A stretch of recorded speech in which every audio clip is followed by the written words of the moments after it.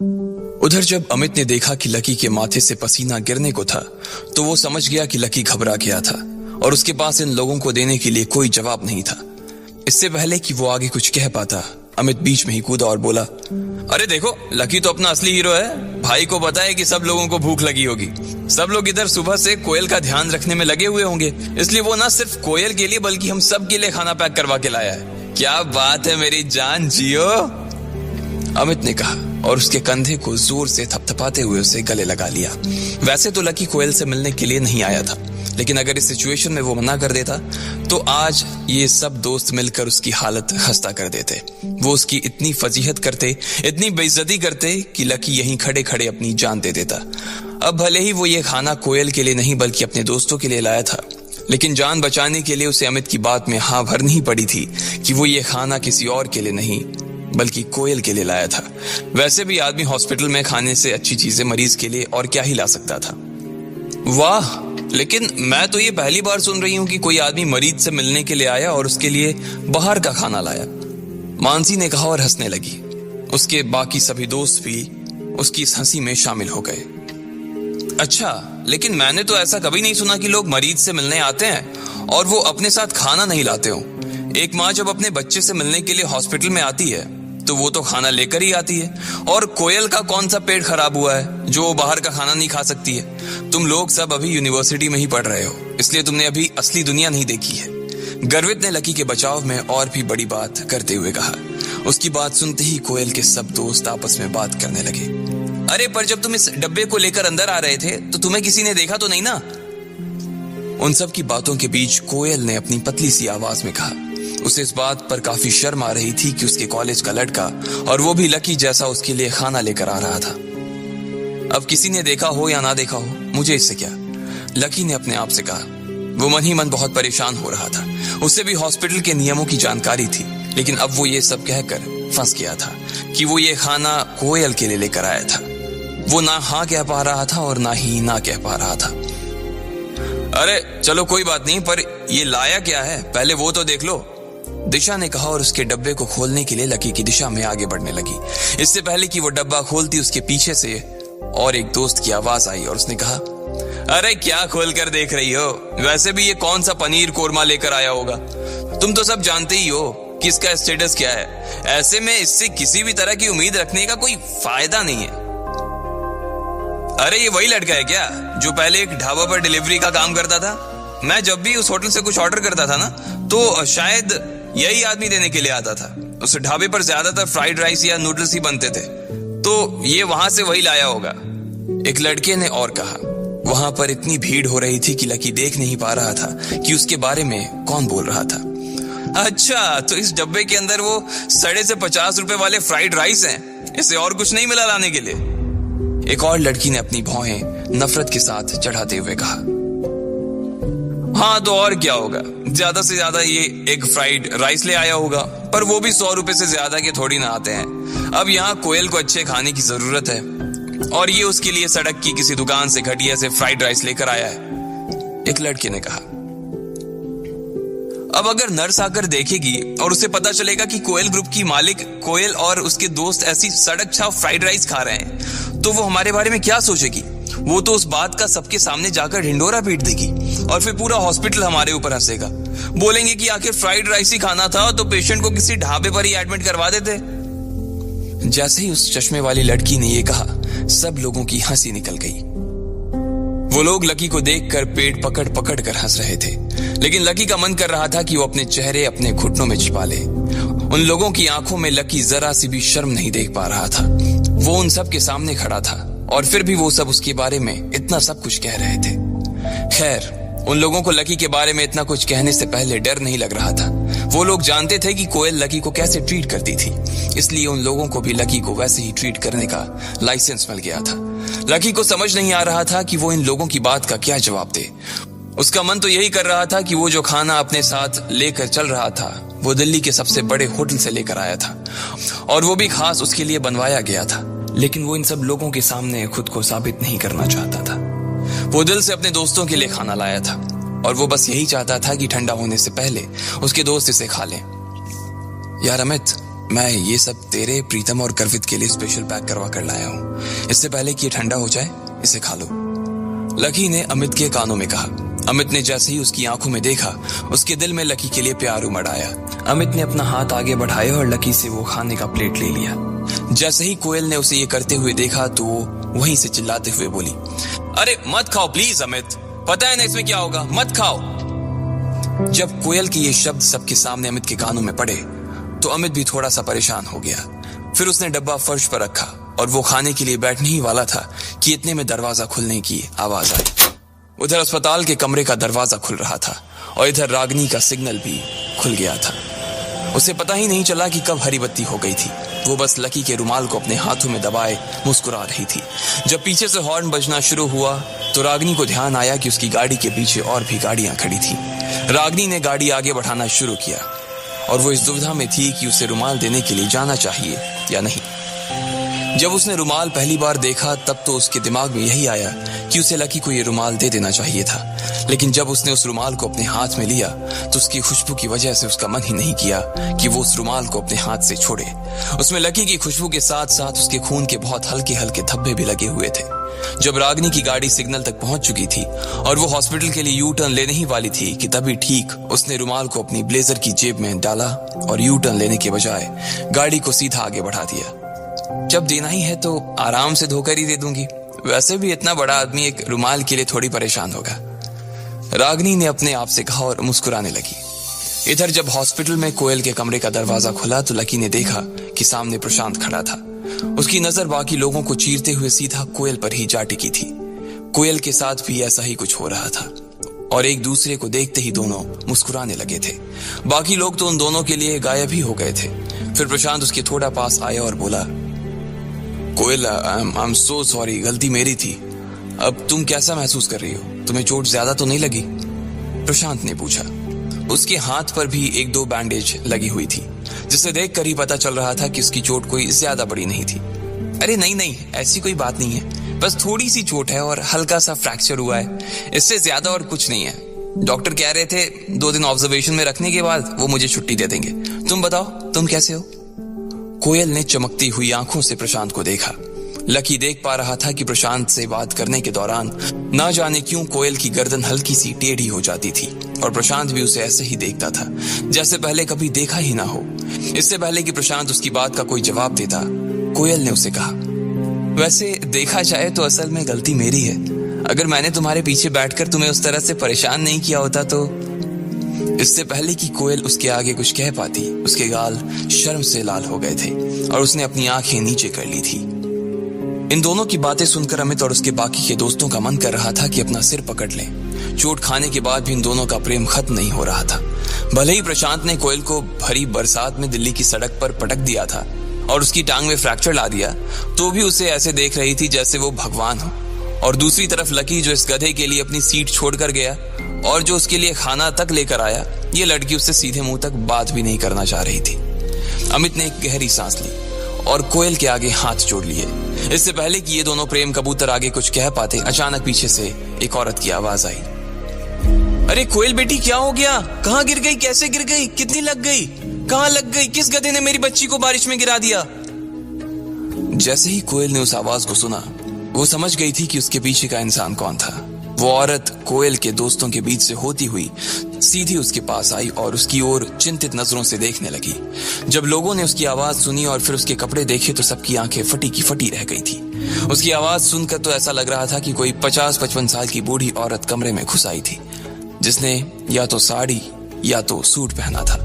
लेकिन जब वो कोयल के पास आई तो उसने कोयल के हाथ को अपने हाथों में पकड़ा तो लोगों ने देखा कि वो तो काफी जवान थी। वो देखने में कोयल से 4 से 5 साल ही बड़ी लग रही थी और उसने एक बढ़िया सलेनन का शर्ट और ट्राउजर पहन रखा था। उसने अपने कंधे पर काले रंग का बैग टांगा हुआ था और उसके सिर पर उसका महंगा सा दिखने वाला चश्मा टेका हुआ था। प्रशांत ने उसके मुंह से अपने लिए जब गधा सुना तो वो उसे घूर कर देखने लगा। अरे आंटी, आपको कैसे खबर लगी? कोयल ने भी चहकते हुए पूछा। वो औरत देखने में भले ही कोयल की बड़ी बहन जैसी लग रही थी, लेकिन असल में वो उसकी आंटी थी। उसका नाम कश्मीरा था और वो लगती भी ऐसे ही थी जैसे कश्मीर के बागों से आई हो। मुझे तो भैया का फोन आया था और जैसे ही मैंने सुना तो मैं भागकर हॉस्पिटल आ गई। मुझसे तो घर पर रहा ही नहीं जा रहा था, इसलिए मैं तो फटाफट 1 घंटे में रेडी हुई और हॉस्पिटल के लिए आ गई तुम्हारे पास। कश्मीरा ने कहा। उसके आते ही बाकी लोगों ने राहत की सांस ली। अब वो गधा बीच में नहीं बोलने वाला था। अरे अरे आंटी, ऐसी चिंता करने की कोई बात नहीं है। डॉक्टर ने बोला है कि ज्यादा कोई प्रॉब्लम नहीं है और इसलिए जल्दी छुट्टी हो जाएगी। आप बेकार में ही परेशान हो रही हो। कोयल ने उसका हाथ पकड़ते हुए कहा। लकी देख पा रहा था कि उन दोनों के बीच में अच्छी बनती थी। कश्मीरा ने जैसे ही कोयल के मुंह से उसके हाल सुने तो वो भी थोड़ा शांत हो गई थी। फिर उसने इधर उधर नजर घुमाई और वहां खड़े हुए लोगों को देखने लगी। कश्मीरा ने देखा कि कुछ लोग तो कोयल के दोस्त लग रहे थे, लेकिन कुछ लोग नहीं लग रहे थे। लकी को तो वो वार्ड बॉय ही समझ रही थी। फिर उसकी नजर प्रशांत के ऊपर गई। उसने देखा कि उस लंबे से लड़के के हाथ पर बैंडेज लगी हुई थी और वो उसे देखते ही बोली, तो आप ही है वो महान आत्मा जो कोयल को भरी बारिश में बाइक पर सैर करवाने के लिए ले गया था। इतने लंबे चौड़े हट्टे कट्टे हो गए हैं, फिर भी इतनी अकल नहीं आई कि तेज बारिश में बाइक नहीं चलानी चाहिए। दिल्ली की सड़कें इतनी चिकनी हैं, बाइक तो फिसलनी थी ना। अब इसको ज्यादा कुछ हो जाता तो इसके लिए लड़का कहां से ढूंढते? ज्यादा हीरोगिरी चढ़ी है ना तो उसे उतार लो। जवानी की जोश में ना बुढ़ापा। इससे पहले कि कश्मीरा आगे कुछ कह पाती, कोयल ने उसकी बात को बीच में ही काटते हुए कहा, अरे नहीं, इसकी गलती नहीं है। उल्टा इसने तो हमारे परिवार की हेल्प की है। इसके पापा नहीं होते ना तो आज हम बहुत बड़ी प्रॉब्लम में फंस जाते। क्या इसने हमारी हेल्प की थी? कश्मीरा ने उसे देखते हुए कहा। वो पहले से ही सारी बात जानती थी। लायन ग्रुप की धमकी के बारे में उसे भी पता था, लेकिन उसे ये पता नहीं था कि ये मैटर सॉल्व प्रशांत के पिता ने किया था। उसे विश्वास नहीं हो रहा था। कोयल ने उसकी आंखें देखी और सफाई देते हुए बोली, आंटी, प्रशांत की कंपनी छोटी कंपनी नहीं है और इसके पापा तो कल चेतन मित्तल के साथ खाना भी खाकर आए थे। वो दोनों बहुत अच्छे दोस्त हैं। पागल लड़की, चीजें जितनी आसान दिखती है ना उतनी होती नहीं। तुझे पता है हुई चेतन मित्तल खाना खिलाने से मान जाने वालों में से नहीं है वो। कश्मीरा को दुनियादारी की कोयल से ज्यादा समझ थी। वो कामकाज भी देखती थी, इसलिए उसे अंदर से सच भी मालूम थे। अच्छा, तो आपको ऐसा लग रहा है कि मेरे पापा ने कोयल की हेल्प नहीं की?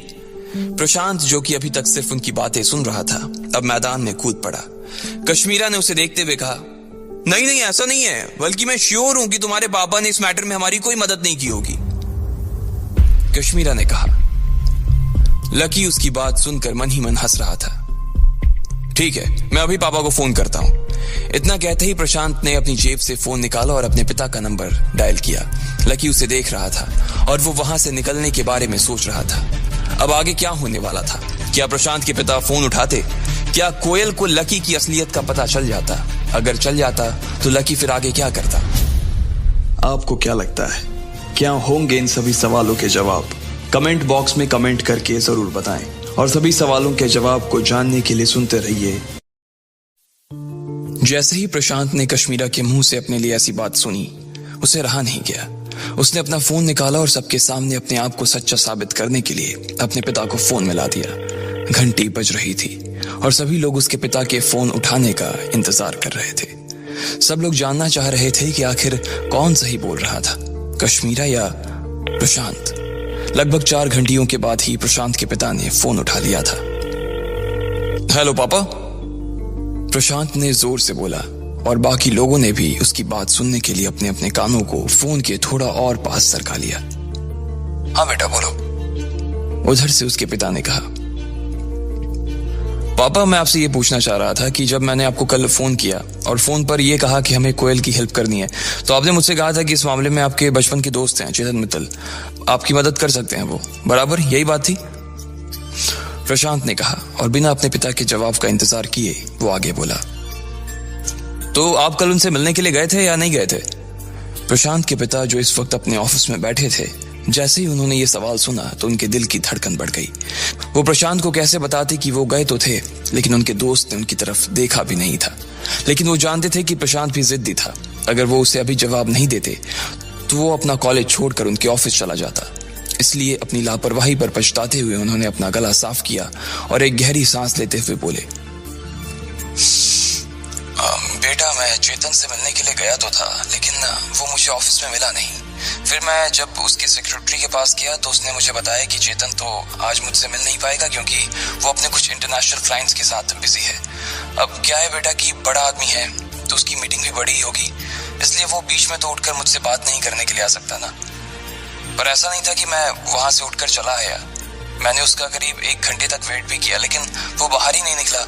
उसके सेक्रेटरी ने बताया कि मीटिंग इतनी जरूरी थी कि लंच भी उनके ऑफिस में ही सर्व हुआ था। अब प्रशांत के पिता को तो मालूम ही था कि प्रशांत इस वक्त कहाँ था। इस बात से बेखबर प्रशांत के पिता ने अपनी नाकामी छुपाने के लिए चेतन मित्तल को एक मीटिंग में व्यस्त करा दिया था। इतना तो वो भी जानते थे कि प्रशांत चेतन मित्तल के दफ्तर में क्रॉस चेक करने के लिए नहीं जाने वाला था।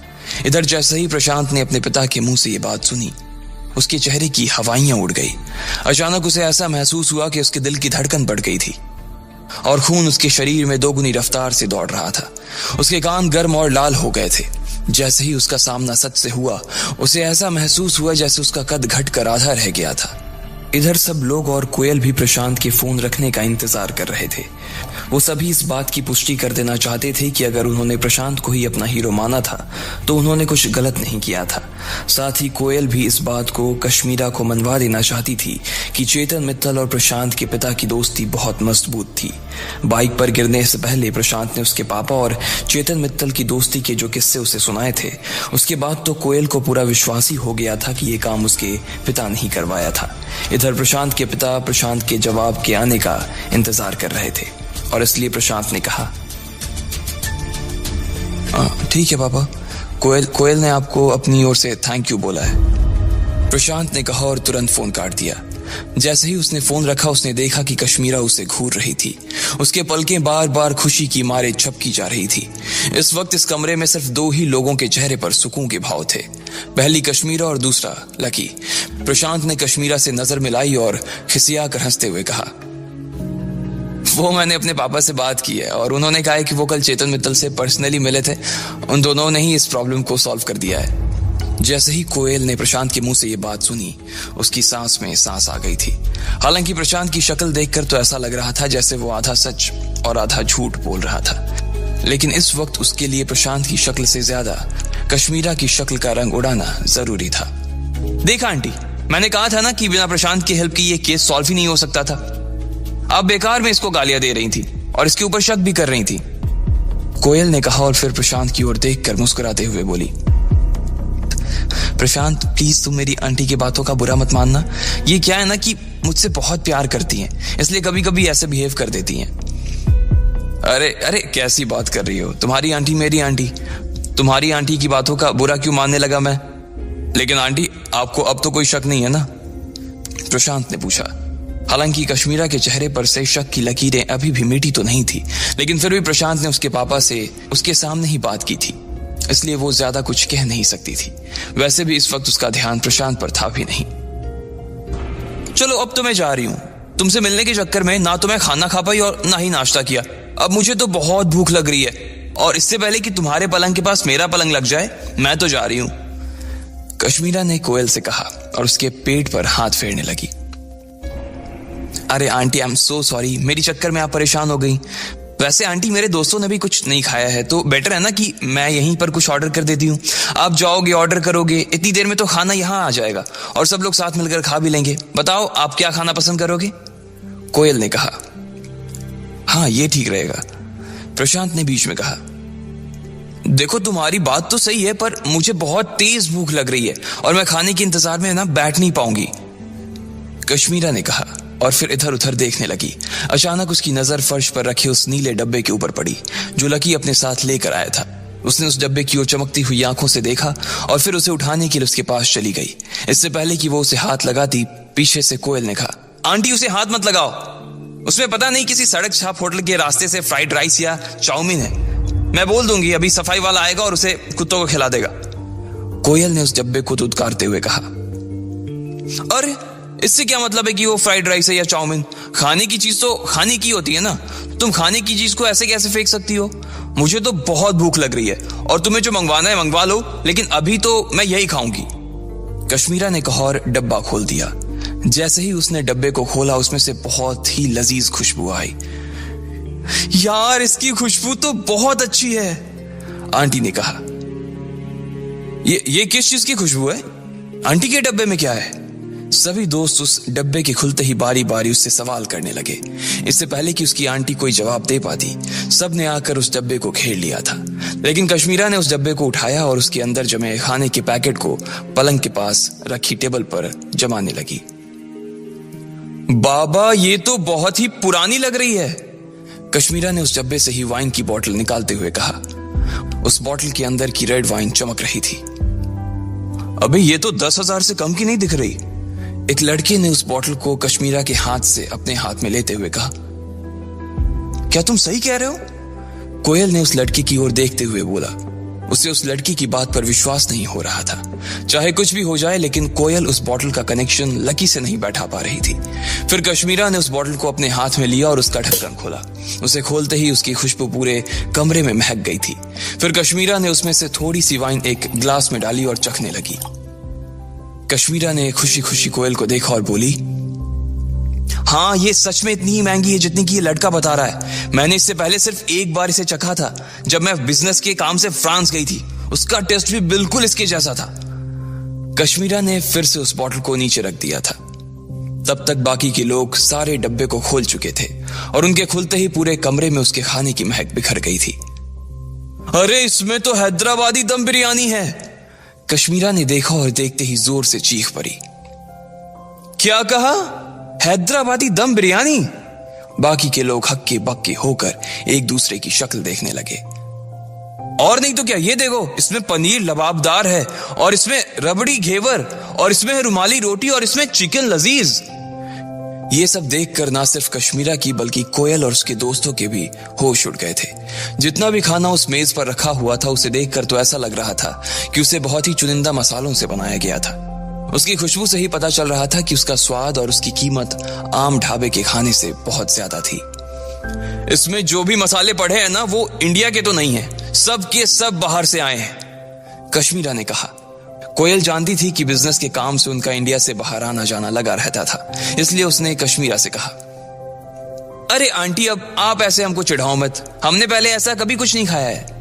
कोयल को असल में इस बात से चिढ़ नहीं हो रही थी कि उसने पहले कभी ऐसा खाना नहीं खाया था।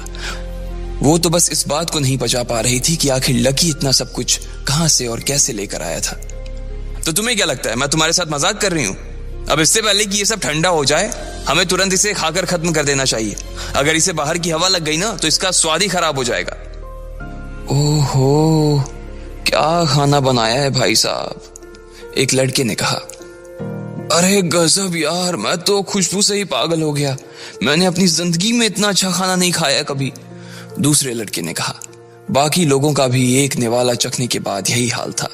सब लोग दबा दबा कर खाए जा रहे थे। अरे कोयल, तुम भी कुछ ट्राई करो, रोशनी ने कहा और एक चम्मच उसकी ओर बढ़ा दिया। कोयल ने झिझकते हुए रोशनी के हाथ से चम्मच ली और उससे थोड़ी सी बिरयानी चखी। जैसे ही बिरयानी के मसाले उसके मुंह में घुले, कोयल का तो माथा ही चकरा गया। इससे अच्छी बिरयानी तो कभी उसने हैदराबाद में भी नहीं खाई थी। एक तो खाना सच में बहुत ही अच्छा बना था, और दूसरा कि सब लोगों ने सुबह से कुछ खाया नहीं था, इसलिए लकी अपने साथ जितना भी खाना लेकर आया था वो सब का सब खत्म हो गया था। चलो कम से कम तुमसे मिलना आना तो सफल हो गया, लेकिन मुझे मालूम नहीं था कि कोई तुम्हारे लिए इतना अच्छा खाना भी लेकर आया था। आखिर कौन है वो जो तुम्हारी इतनी चिंता करता है? कश्मीरा ने कोयल को मजाकिया लहजे में छेड़ते हुए कहा। इससे पहले कि कोयल उसकी इस बात का जवाब दे पाती, कश्मीरा ने कहा, खैर जो भी हो, मैं तो लेट हो रही हूं, इसलिए मैं निकल रही हूं, अपना ध्यान रखना, बाय बाय। इतना कहना था कि कश्मीरा दरवाजे से बाहर निकल गई थी। जैसे ही वो सीढ़ियों से उतरने को थी कि अचानक उसे कुछ याद आया और वो फिर से कोयल के कमरे में दाखिल होते हुए बोली, पैसे वाले तो बहुत से होते हैं, लेकिन अपने पैसों से ऐसा खाना खिलाने वाले ना बहुत कम। इसलिए जो भी ये लेकर आया है ना, उसे अपनी ओर से और मेरी ओर से थैंक यू जरूर कह देना, कश्मीरा ने कहा और वो वहां से निकल गई। कोयल को समझ नहीं आ रहा था कि आखिर लकी इतना अच्छा खाना लाया कहां से और कैसे था। कश्मीरा के चले जाने के बाद रोशनी कोयल के पास आई और उसके कानों में बोली, मुझे लगता है कि तुमने लकी को बहुत गलत समझ लिया है, तुम्हें उससे माफी मांगनी चाहिए। रोशनी की बात सुनकर कोयल बिफर गई और बोली, मैं माफी मांगू उससे? कोयल के पास इससे आगे कहने के लिए और कुछ भी नहीं था। वो लकी से नफरत करती थी और वो किसी भी सूरत में उससे माफी नहीं मांगना चाहती थी। इसलिए उसने कहा, मैं उससे क्यों माफी मांगू? मुझे तो पहले इस बात का जवाब दिलवाओ कि इसके जैसा गरीब आदमी इतना अच्छा खाना आखिर ला कहां से सकता है? मुझे तो लग रहा है ना, इसने किसी होटल में काम करना शुरू कर दिया होगा और वहां जो खाना बच जाता होगा उसे यहां लेकर आता होगा। रोशनी ने कभी नहीं सोचा था कि इतना सब होने के बाद भी वो कोयल के मुंह से इस तरह की बात सुनेगी। वो सारा खाना बिल्कुल ताजा दिख रहा था। कोई उसे देखकर कह ही नहीं सकता था कि वो किसी का जूठन था। और रोशनी को यह भी समझ नहीं आ रहा था कि आखिर ऐसा कौन सा होटल था जो उसे ऐसे ही में 10,000 की वाइन की बोतल देने वाला था। मगर रोशनी जानती थी कि कोयल कितनी जिद्दी थी, इसलिए उसे आगे समझाने का कोई फायदा नहीं था, चाहे दुनिया इधर की उधर हो जाती। लेकिन कोयल कभी लकी से सीधे मुंह बात नहीं करने वाली थी। ये बात अब रोशनी और बाकी के लोगों को भी समझ आ गई थी। लेकिन अमित, गर्वित और प्रीतम इस खाने के खत्म हो जाने के बाद में लकी को कब से सवालिया नजरों से देख रहे थे। उनके मन में कई सारे सवाल थे जिनका जवाब वो लकी से लेना चाह रहे थे। खाना पूरा हो जाने के बाद कुछ लोगों को छोड़कर बाकी सब लोग कोयल के कमरे से निकलकर अपने अपने घर के लिए रवाना हो गए थे। अमित, प्रीतम, गर्वित भी अपने कमरे की ओर जा रहे थे। लकी उनसे अलग अपने किराए के कमरे पर से अपना सामान लेने के लिए जा रहा था। अरे तू कहाँ जा रहा है? अमित ने पूछा। मैं अपने कमरे पर से सामान लेने जा रहा हूँ, आंटी को बोल दूंगा कि खाली कर रहा हूँ, लकी ने कहा। असल में वो उनसे नजर बचाकर जाना चाह रहा था। अमित और बाकी के लोग भी उसकी ये चाल समझ गए थे, इसलिए वो तीनों उसके पास आए और बोले, पहले तो ये बता कि खाना कहां से आया था? इसके बारे में तो लकी ने सोचा ही नहीं था। पूरे रास्ते उसकी नजर तो बस रागनी पर ही टिकी हुई थी। अब वो उसके दोस्तों को क्या जवाब देगा? क्या लकी अपनी पहचान छुपाने में कामयाब हो पाता या फिर आज उसके राज से पर्दा फाश हो जाता? आपको क्या लगता है, क्या होंगे इन सभी सवालों के जवाब? कमेंट बॉक्स में कमेंट करके जरूर बताएं और सभी सवालों के जवाब को जानने के लिए सुनते रहिए